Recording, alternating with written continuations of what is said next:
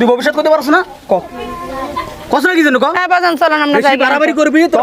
তোর কপালে খারাপই আছে তোর মাথা খারাপ করবো তোর আগর ভবিষ্যৎ অন্ধকার হয়ে যাবো তুই ধ্বংস হয়ে যাবি তুই যেই আদা আমার বাজানটা থাপ্পড় দিছ তোর হেয়াত লয়ে যাবে তুই জীবনে বিয়ে হইবে না তোর এমন কুপারি করব জীবনে বিয়ে হইবে না তুই ধ্বংস হয়ে যাবি তুই ধ্বংস হয়ে যাবি বাজান চলেন বাজান চলেন এদিকে আসেন আপনি এদিকে আসেন খেলা দেখেন ভালো কথা বিনোদন পায় মানুষ ঠিক আছে কিন্তু উনি কেন ভবিষ্যৎ নিয়ে কথা বললো ও ভবিষ্যৎ নিয়ে বলতে পারে কেন ভবিষ্যতে মানুষের আপনার ভালো লাগে না আপনি হাত দেখাবেন তোর ভালো লাগে না তুই হাত দেখাবি না ভালো লাগি নাই আপনি হাত তারকে দেখালেন না ভালো লাগে এখানে করা আছে তোর অভিশাপ দিলাম তুই ধ্বংস হয়ে এই যাবি বেটা আমার কথা শোন এখন কথা কবি তোর গোষ্ঠী নিপাত হয়ে যাবে তুই দেখবি আল্লাহ বাজান চলেন আল্লাহ মনে করেন যে নিজে বলে দিছে যে আমার ছাড়া যে সামনে যে ভবিষ্যতে কথা বলবে সে শিরক করবে সরাসরি শিরক করছ তোরা বেটা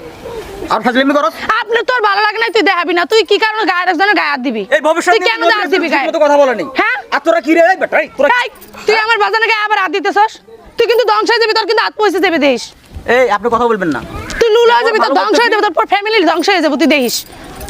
বাজান চলেন তুই ঝাপড়ায় পরে মরে যাবি এই শোন এদিকে আয়। কি কইলি এটা আই ছাড় আমার বাজান চলেন তুই ধ্বংস হয়ে যাবি